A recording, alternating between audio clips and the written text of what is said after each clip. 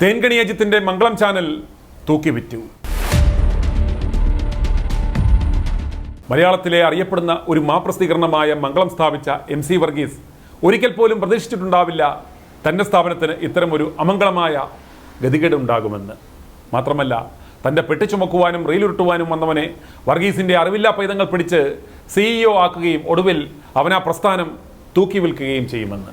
MC വർഗീസിന്റെ മരണത്തിന് ശേഷം അദ്ദേഹത്തിന്റെ മക്കൾക്ക് കാര്യമായ സാമൂഹിക ബന്ധമോ രാഷ്ട്രീയ ബന്ധമോ ഒന്നും ഇല്ലാതിരുന്നത് മുതലാക്കിയത് MC വർഗീസിന്റെ പെട്ടി ചുമന്ന് നടന്നിരുന്ന അജിന്താലയം എന്നറിയപ്പെട്ടിരുന്ന തീവെട്ടിയാണ്. ചുരുക്കം പറഞ്ഞാൽ പ്രസ്ഥാനത്തിന്റെ പൂർണ്ണ ചുമതല കാലക്രമേണ ഇയാളുടെ കയ്യിലായി.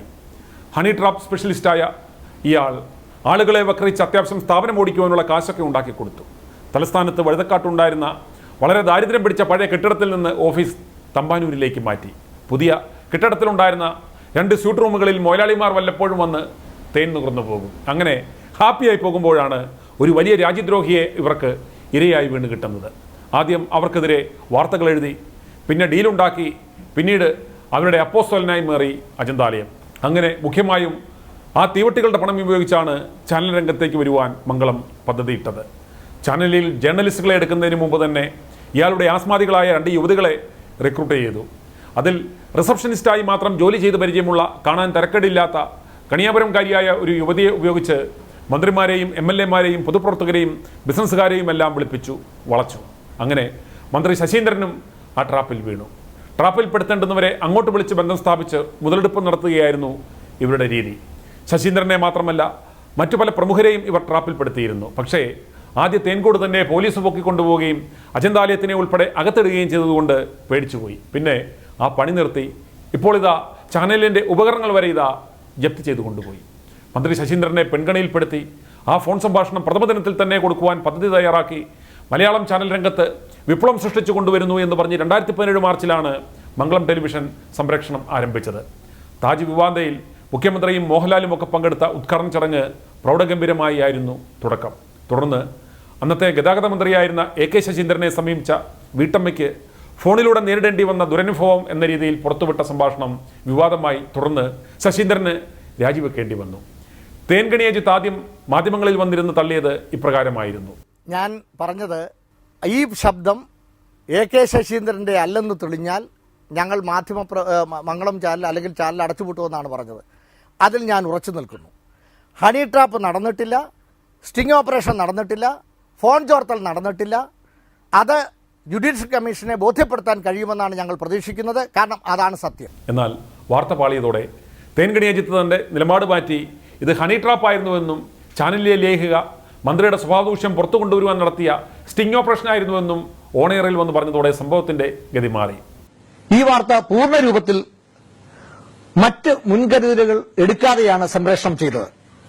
അത് പിശകാണെന്ന് ഞങ്ങൾ തിരിച്ചറിയുന്നു.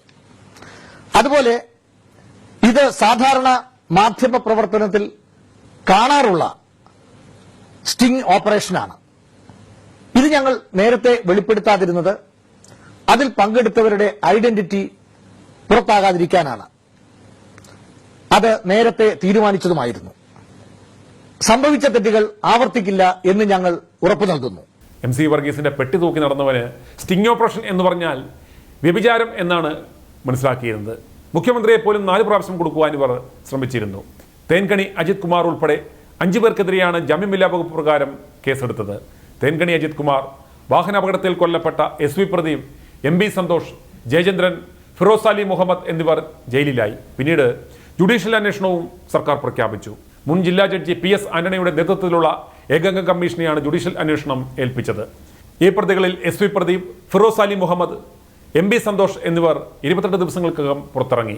തേൻകണി അജിത് കുമാറും ജയേന്ദ്രനും 40 ദിവസങ്ങൾക്ക് ശേഷം മാത്രമാണ് പുറത്തിറങ്ങുവാൻ സാധിച്ചത്. ഇവർ ജയിലിലായിരുന്ന ഘട്ടത്തിലൊക്കെ ചാനൽ പൂട്ടുവാൻ സർക്കാർ സമ്മർദ്ദമുണ്ടായിരുന്നു. എന്നാൽ മഞ്ജിത് വർമ്മ, ലക്ഷ്മി മോഹൻ, AU രഞ്ജിത്ത്, ബിനു മുരളീധരൻ, ഗോപൻ, രജീഷ് എന്നിവരും കുറെ ജൂനിയർ ജേർണലിസ്റ്റുകളും ചേർന്ന് ചാനൽ മുന്നോട്ട് കൊണ്ടുപോവുകയായിരുന്നു. ഈ ഉടായ്പോടെ ചാനലിൻ്റെ കാര്യത്തിൽ ഏതാണ്ടൊരു തീരുമാനമായി. മാസങ്ങൾ ശമ്പളം മുടങ്ങിയതോടെ ഉള്ളതിൽ കൊള്ളാവുന്നവർ മറ്റു ചാനലുകളിലേക്ക് ചേക്കേറി. 2 വർഷം മുമ്പ് CEO സ്ഥാനത്ത് നിന്നും തേൻകണി അജിത്തിനെ മാനേജ്മെന്റ് പുറത്താക്കിയിരുന്നു. കഴിഞ്ഞ 2 വർഷത്തോളം ചാനൽ പൂട്ടിക്കിടക്കുകയായിരുന്നു. പിന്നീട് പലരും ഏറ്റെടുക്കുവാൻ വന്നെങ്കിലും വിജയം കണ്ടില്ല. കഴിഞ്ഞ ജനുവരി 31 രാത്രി സ്റ്റുഡിയോ പൂർണ്ണമായും പൊളിച്ചു കൊണ്ടുപോയി. ഒടുവിൽ ബാക്കിയുണ്ടായിരുന്ന സാമഗ്രികൾ സൗത്ത് ഇന്ത്യൻ ബാങ്ക് ജപ്തി നടത്തി പിടിച്ചെടുത്തു. അന്ന് കണ്ടുകെട്ടിയ ഉപകരണമെല്ലാം ഇക്കഴിഞ്ഞ ദിവസങ്ങളിൽ വിറ്റൊഴിവാക്കി. 2 വർഷത്തിലേറെ ഉപയോഗമില്ലാതിരുന്ന ക്യാമറകളും ഇലക്ട്രോണിക് സംവിധാനങ്ങളുമടക്കം അറ്റകുറ്റപ്പണി കൂടാതെ ഉപയോഗിക്കുവാൻ കഴിയാത്ത നിലയിലായിരുന്നു. അതിനാൽ വില തീരെ താഴ്ത്തി വിൽക്കുവാൻ ബാങ്ക് നിർബന്ധിതരാകുകയായിരുന്നു. അങ്ങനെ ആദ്യ ദിനം തന്നെ സ്വയം ചരമക്കുറിപ്പ് എഴുതിയ തേൻകണി അജിത്തിന്റെ മംഗളം ചാനൽ ഓർമ്മയായി. ഒരു ദുരന്ത സ്മാരകം പോലെ തമ്പാനൂരിലെ മംഗളം ചാനലിന്റെ കെട്ടിടം ജപ്തി കാത്ത് കിടക്കുമ്പോൾ തേൻകണി അജിത്ത് തന്റെ അടുത്ത ഇരയെ പിടിച്ച് അടുത്ത ഒരു ഉടായ്പ ചാനലുമായി രംഗത്തിറങ്ങിയിട്ടുണ്ട്. i2i News, an eye for truth. i2i News subscribe ചെയ്തിട്ടില്ലാത്തവർ ഇപ്പോൾ തന്നെ സബ്സ്ക്രൈബ് ചെയ്യുക. നോട്ടിഫിക്കേഷൻ ലഭിക്കുവാൻ ബെൽ ബട്ടണും അമർത്തുക.